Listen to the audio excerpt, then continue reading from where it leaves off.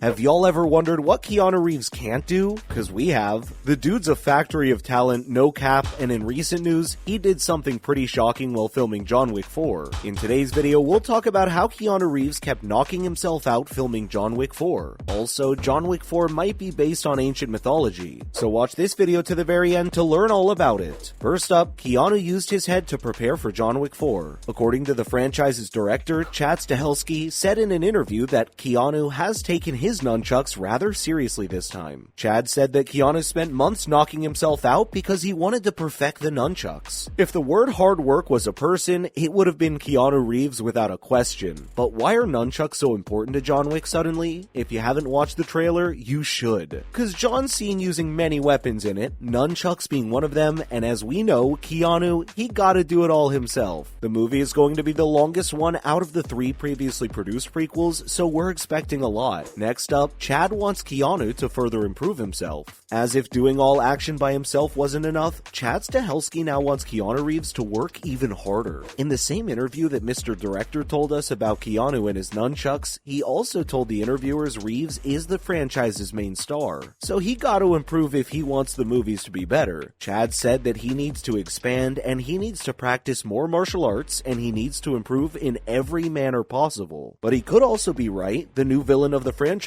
isn't just anyone. John Wick gotta be in his best shape if he wants to beat him. Moving on, Stahelski doesn't just want John to improve. Of course it takes a whole team to make a movie, so it's only fair that the director wants others to improve as well, starting with himself. Stahelski said that he wants to achieve a lot and touch new heights with the 5th movie, so to achieve all that, he wants everyone to put in more than they're already putting in. He said that he needs to improve himself as well. He told the interviewers that as a filmmaker, he needs to pick some new tips and tricks that'll help him to improve further. He needs to improve his shooting and his work communication with his cast. Stahelski also talked about finding the best actors for the 5th movie. Not gonna lie, dude's kinda ungrateful, no? You have Keanu and you want new actors? It's no secret though, the success of the franchise is solely because of Chad's and Reeves' dedication to it. Both the director and stars are continuously pushing themselves to come up with the newest ways to dazzle audiences with action movie shenanigans. They will have their job cut out for them to produce John Wick 5, since the most recent trailer for John Wick Chapter 4 looks like an action movie fan's dream. Next segment, coming up, John Wick might be based on ancient mythology. Even though John Wick has a pretty simple storyline following themes like vengeance, we're pretty sure that it has been influenced by a lot of things. This isn't anything new, a lot of movies are often influenced by other movies, books, or folklore. The surprising aspect about the John Wick franchise is that it may be influenced by Greek lore. Yep, something we never would have thought of. The director of the movie series said that he and his crew view the great assassin as an Odysseus figure. The Baba Yaga has also been compared to many characters over time, but according to the movie director, he's a Greek myth protagonist. Undoubtedly, there are some parallels and references. The most prominent one is Karen, the concierge and doorman of the Continental Hotel, who also happens to bear the same name as the Styx ferryman. But it does seem odd to compare a figure who's quite literally notorious for murdering at least 1,000 people in the name of personal vengeance to the archetypical epic hero. The franchise actually takes inspiration from more than one Greek lore. Following up, John Wick's both Odysseus and Achilles. When we break down the movie to its bare minimum, we can't help but notice that the first John Wick movie is about a guy who gave up the life of an assassin. But he's then forced to pick up his weapons once more, he spends the majority of his life fighting and finally manages to quit it, only to be drawn back because of his wife's death. He fights against forces that are far stronger than himself and destroys everyone who stands in the way of his adversary. He eventually learns a moment of tranquility when he's finished. The story's outline is remarkably similar to the Iliads. The prequel to the Odyssey is a considerably bloodier, more gory story that describes the war that puts Odysseus in the situation he's in the follow-up. Wick's similar to both Achilles and Odysseus in that sense. The character changes significantly as the High Table comes into focus, he finds peace, goes back to battle to get his revenge, and you know the rest. Not to mention Odysseus' story is pretty similar to John's. The start of the journey is a little different cause Odysseus' journey actually starts when the Cyclops curses him, while that isn't the case with John. But later on, John's struggle with a full city of assassins and Greek hero's struggle against the monster-filled sea are pretty similar. Wick gets into a lot of trouble with powerful and significant people. Even though he was an unstoppable rampaging super soldier in the first movie, his involvement in the second movie is frequently more fleeting. He's frequently at the mercy of people who have connections, turning them into domestic gods. gods. The Athena figure in the movie is the Bowery King, the Lord of New York's homeless people. He's the only god who provides assistance. It's limited, but it's there. He even lets John disguise himself as a beggar, exactly like Athena. The assassin's journey has many fascinating connections, yet he's very different from his alleged inspiration in terms of personality. Interestingly, this might be something that'll make him even more interesting as a cinematic reference. Not to forget, the characters are pretty different from each other. If there was one word to describe Odysseus, would have been the prototype of a Greek epic hero. We know that isn't one word, but you get it. Anyway, he perfectly suits the genre's period and story framework.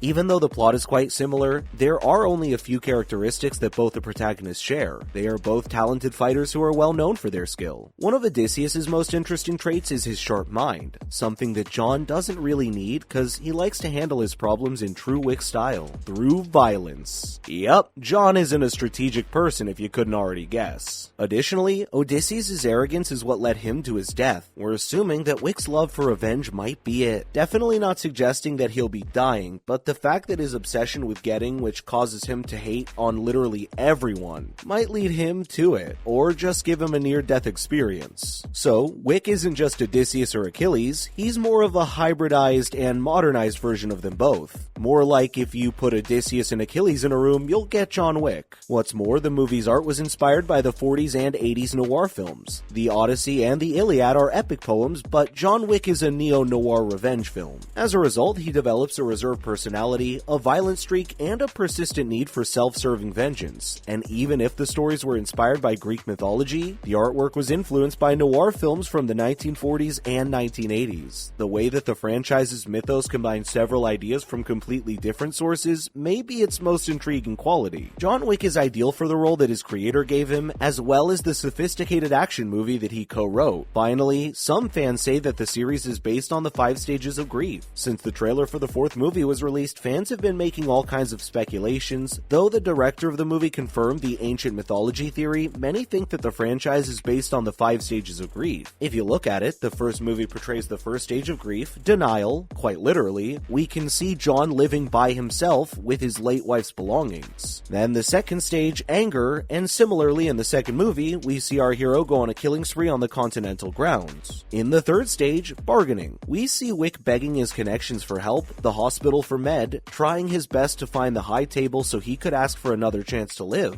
That's bargaining, right? Isn't it? Moving on to the 4th stage of grief, depression. If we follow the grief pattern, this upcoming movie may revolve around what choices will Wick make. Maybe he'll turn into this empty shell, slower and sloppy, which was also mentioned in the 3rd movie, quite a few times actually. Then the 5th movie might be based on acceptance, and hopefully Reeves' character might leave his obsession with revenge in the past. And that's a wrap for this video, my friends. Which Greek myth do you think fits best with John Wick? Let us know in the comments below. Make sure to give this video a thumbs up and subscribe to our channel for more videos like this. Thank you so much for watching. We'll see you in the next one.